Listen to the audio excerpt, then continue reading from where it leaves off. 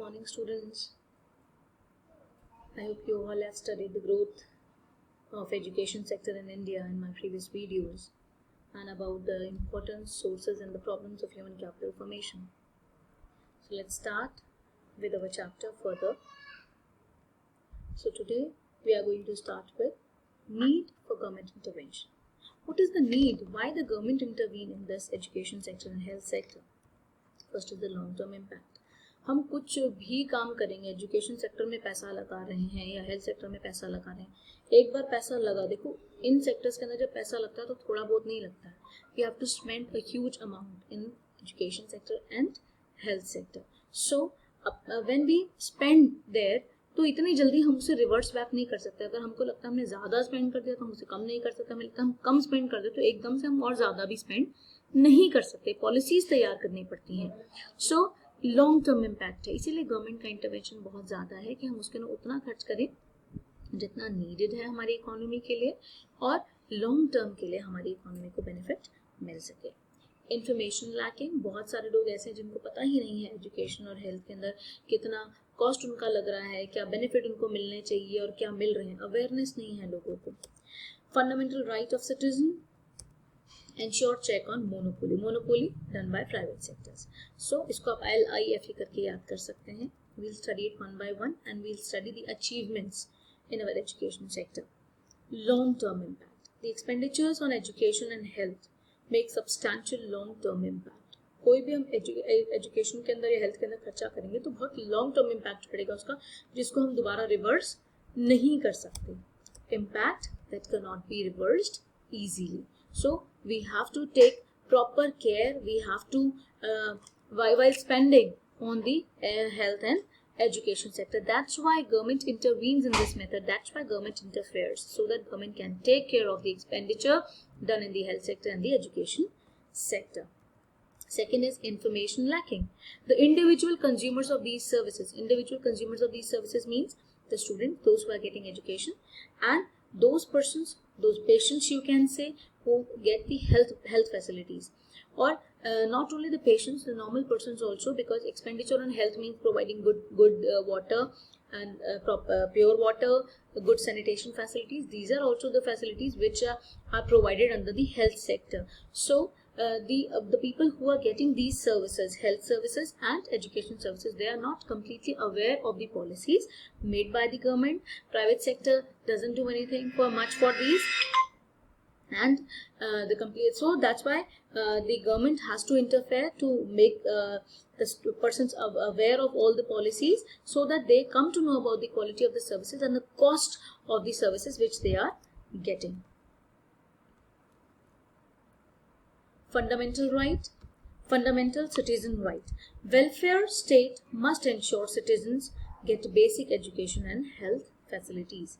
Welfare state means here they are talking about the government here at the state level या central level. कोई भी government हो, they must ensure that कि हमारे citizens को basic education मिल रही है या नहीं मिल रही है, basic health facilities मिल रही हैं या नहीं मिल रही हैं.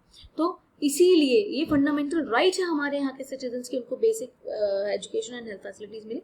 That's why government intervention is needed. So government intervenes to provide basic education and health facilities to poor and weaker sections, because poor and weaker sections are unable to get these facilities from private schools because they are getting much fees, and from the private hospitals because they are also charging high fees from every individual.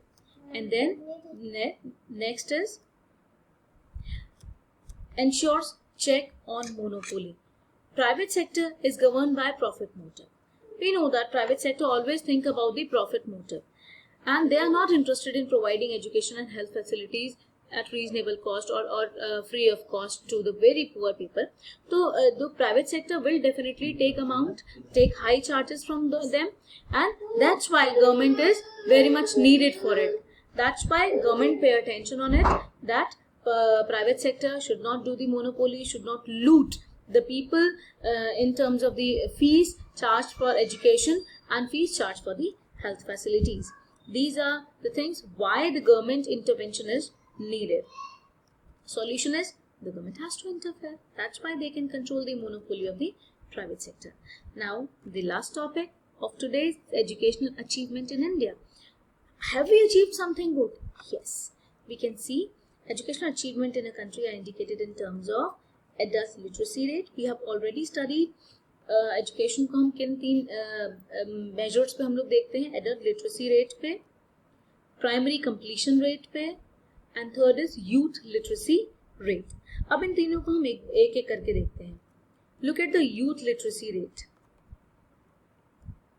और else look at the adult literacy rate first. Adult literacy rate is what percentage of people aged 15. Male 1990 के अंदर 61.9% literate थे, but 2015 तक 81% increment हुआ.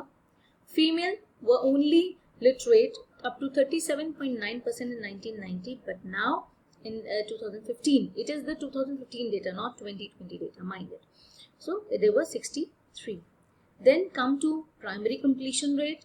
कितने बच्चे primary school का last year complete करते हैं, ड्रॉप आउट नहीं, कंप्लीट करके निकले, जिन्हें पूरी कंप्लीट प्राइमरी एजुकेशन मिल चुकी हो. मेल्स में है 78 और 2015 तक जाते जाते वो 94 हो गए, बहुत बढ़ गए.